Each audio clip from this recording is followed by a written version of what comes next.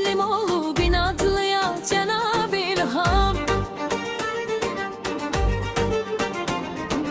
Vasiteci yol olmusan, Tanrı deyip ol olmusan, esas sütun gol olmusan, kanatlıya Cenab-ı İlham.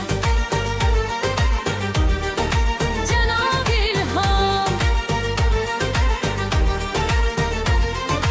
tapşırmıştı, emel oldu, Qarabağda meşel oldu. Ulu önder temel oldu, bu dağlıya Cenab-ı İlham. Xalla bölen sirrini sen neyini maraq göstermişsen, hem atsıza istermişsen, hem adlıya Cenab-ı İlham. Cenab-ı İlham bu zirvenin adamları, otin bucaq dağlanları da, möhnətini dananları da, kaş adlıya Cenab-ı İlham.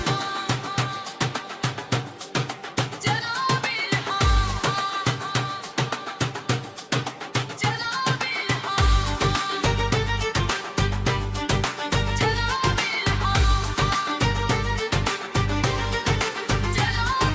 bu zirvenin adamları da, otin bucaq dağlanları da, möhnətini dananları da, kaş adlıya Cenab-ı İlham.